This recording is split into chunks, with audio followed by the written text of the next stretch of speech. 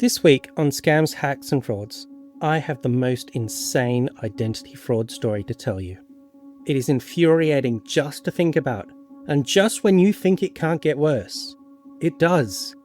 It's a story that lasted 3 decades and will make you want to be more protective of your personal information. We'll share some tips on preventing identity theft and spotting identity theft when it happens using your credit report. That's this episode of the podcast that helps keep your family safe from scams, hacks, and frauds.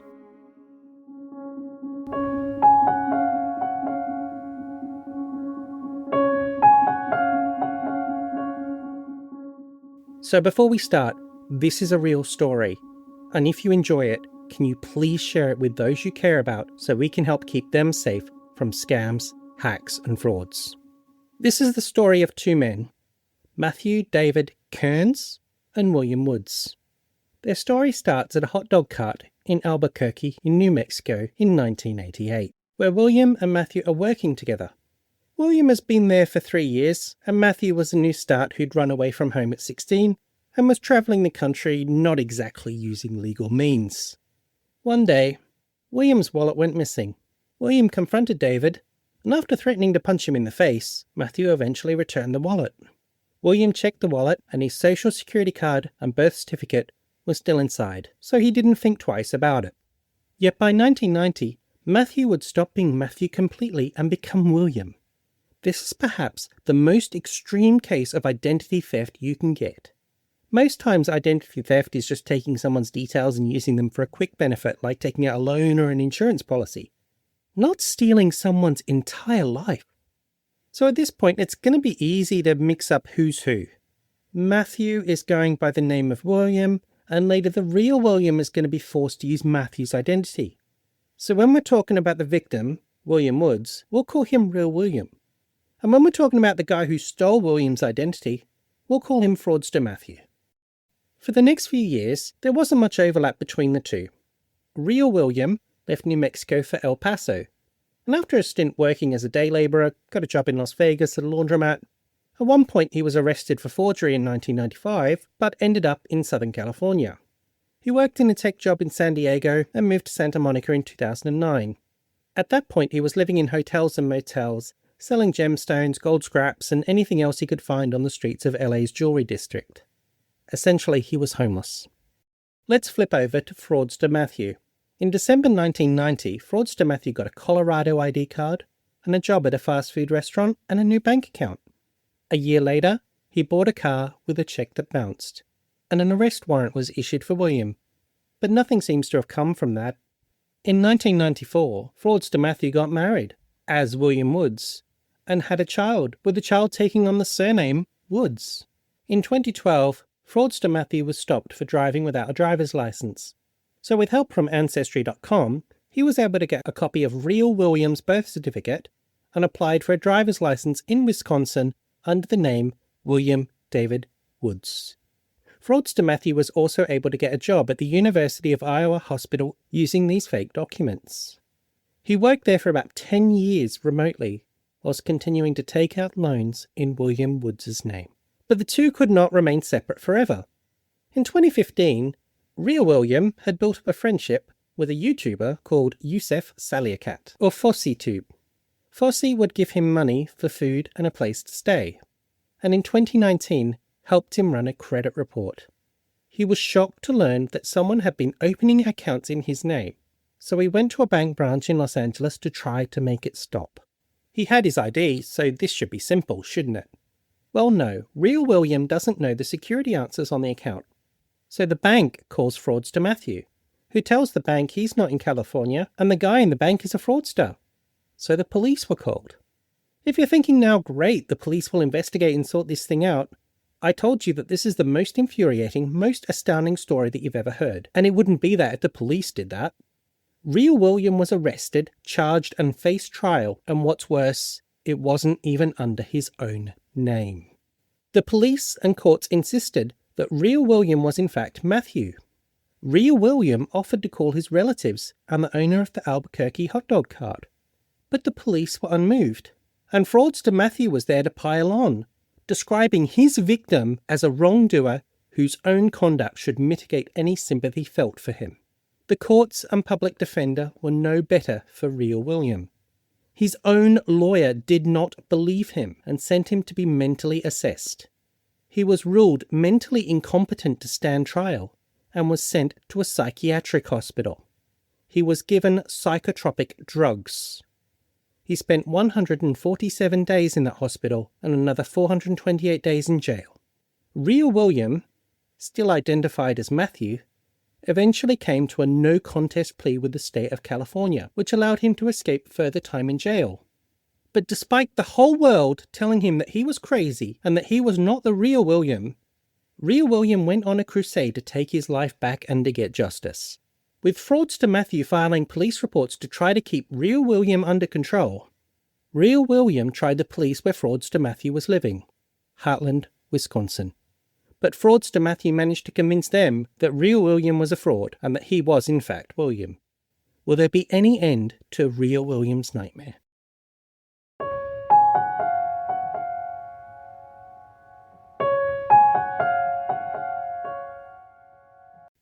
We now fast forward to early 2023 and we add a new character to the mix. Ian Mallory. Ian is a detective at the University of Iowa Police Department and he's talking to fraudster Matthew. Real William has discovered that fraudster Matthew works at the University of Iowa's hospital as a remote IT worker.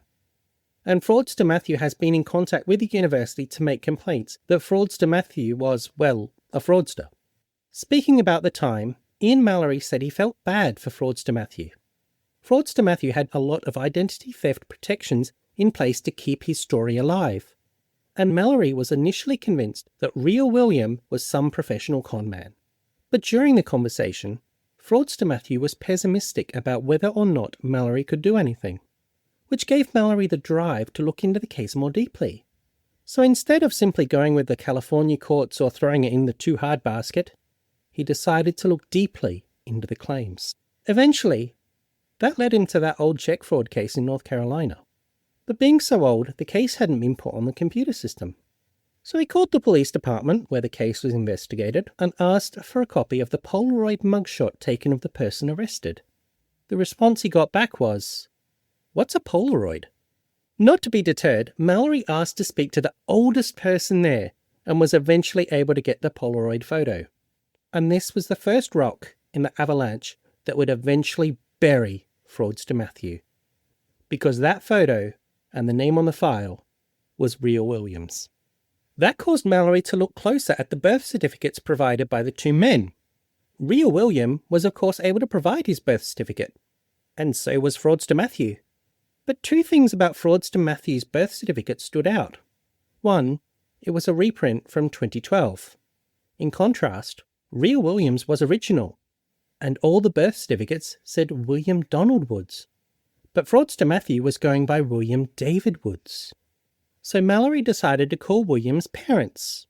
Surely they would know which William was which. William Woods' mother had passed, but William Woods' father was still alive in Kentucky. Over some long conversations, William's father confirmed that his son lived in California, that they talked regularly, and he was able to pick his actual son out of a photo lineup. But that wasn't enough to close the case. If Real William was a fraudster, maybe he had convinced an older man that he was his son. But there is one thing that does not lie. DNA. DNA from Real William and Mr. Woods was taken to the Iowa Division of Criminal Investigation. And on the 19th of June 2023, Mallory finally knew for sure what Real William, Mr. Woods, you, and even fraudster Matthew knew. Real William was indeed Real William.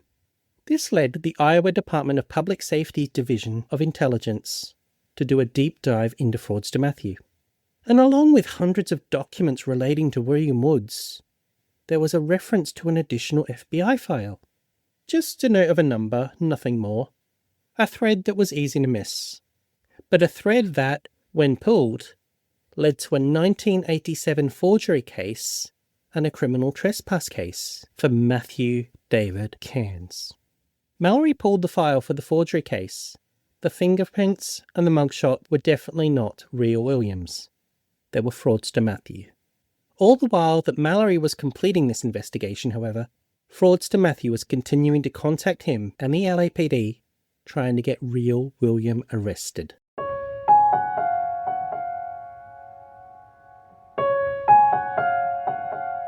Okay, so you've cracked a 30-year-old identity fraud case. What are you going to do about it?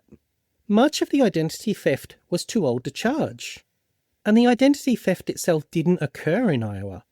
Other jurisdictions were also reluctant to bring charges, so Mallory had to dig deep. They discovered that earlier that year, fraudster Matthew had been stopped by the police and provided William's birth certificate and name. That was fresh enough that he could be held by police next time he was in Iowa. Remember, he's a remote worker living in Wisconsin, and he would be back on Monday the 17th of July. That gave Mallory a weekend to secure warrants for fraudster Matthew's DNA and fingerprints, and to get Wisconsin police to do the same for Mallory's car and home. But what name to put on the warrant?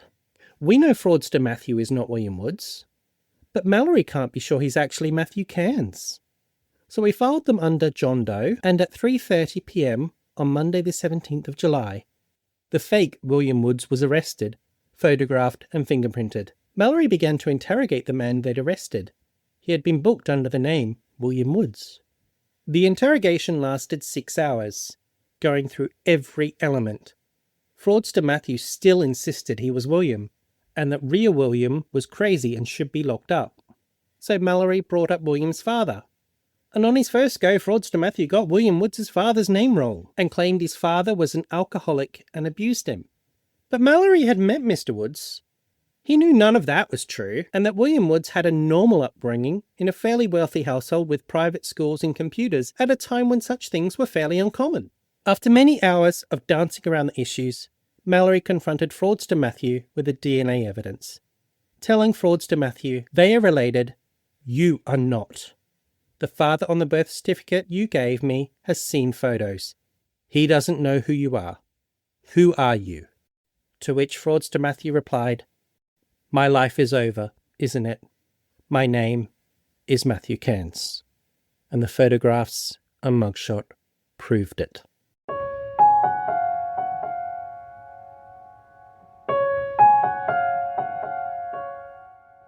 So Mallory got to break the news to real William that fraudster Matthew was in custody. William's reply is about as low-key as it could be. He is quoted as saying, cool, I told you so, no one believed me. But Mallory's work wasn't done. He contacted the Los Angeles County DA to get real William's previous sentence vacated. But they insisted that they had the right man and refused to vacate it. In August 2023, fraudster Matthew pled guilty to unlawful use of a birth certificate and then obtaining insurance documents under a false name. The federal government then got involved and indicted him on felony charges of making a false statement to a credit union and aggravated identity theft, which he pled guilty to in April 2024. This then caused a reporter to contact the Los Angeles DA and the LAPD, and only then were they moved to vacate the false conviction against real William. On 31 January 2025, fraudster Matthew was sentenced to 12 years in prison, had to pay a fine of $10,000, and restitution to Woods, which at that point he'd paid a mere $6,000. And the state of California has paid $80,000 to real William as compensation, which frankly is pathetic. Real William isn't fraudster Matthew's only victim.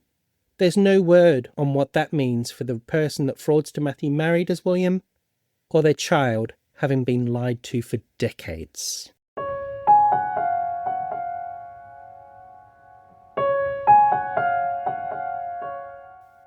A lot of countries have data protection laws, and a principle that comes up a lot in these is data minimisation, that you should only collect enough data that you need to do the job. When it comes to identity theft and identity fraud, minimising the amount of personal information you carry can help reduce your risk. We're not blaming real William here, but a question my wife asked when I told her about the story was, why did William have his birth certificate and social security card on him? Carry with you only the ID documents that you need, and keep the rest somewhere safe, ideally in a fireproof safe. Also store enough documents there to be able to rebuild your identity if needed. Hopefully you'll never need it, but if you do, having these documents can be crucial in resolving identity theft or identity fraud cases. assuming the police will look at them. Anything you don't need, you should be shredding. Dumpster diving is a thing, and a lot can be learned about you from what you throw out, so don't make it easy. Unless you're someone particularly notable, criminals are opportunists. If someone else is an easier target, that's where they'll go. Now I want to talk about the piece of evidence that alerted real William to the problem: credit checking and credit reports. Monitoring your credit reports is one of the best ways to catch identity theft and identity fraud early. In the US, UK and many other countries, there are 3 main credit reporting agencies: TransUnion, Equifax and Experian. Don't worry too much about the credit score part that they promote heavily. It's the actual report you need to review for unfamiliar accounts or errors. You do need to be checking all 3. Not all companies report to all 3, so by only checking 1 or 2, you are not getting the full picture. Many services and sites offer free access to your credit report, and data protection laws often require agencies to provide you a copy upon request. Some sites even send you alerts when something changes, helping you spot potential identity fraud fast. If you need help finding these reports, we have resources and links on our websites at scamshacksandfrauds.com and in the show notes. I've been C, and this has been Scams, Hacks and Frauds.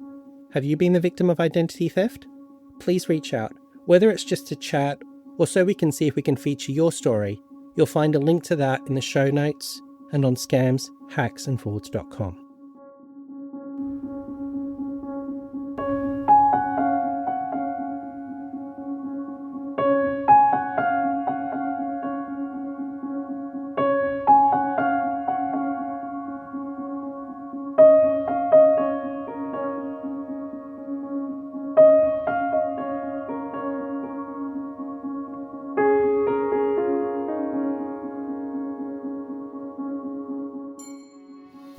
Scams, Hacks and Frauds is available for free under the Creative Commons with Attribution Share-alike license.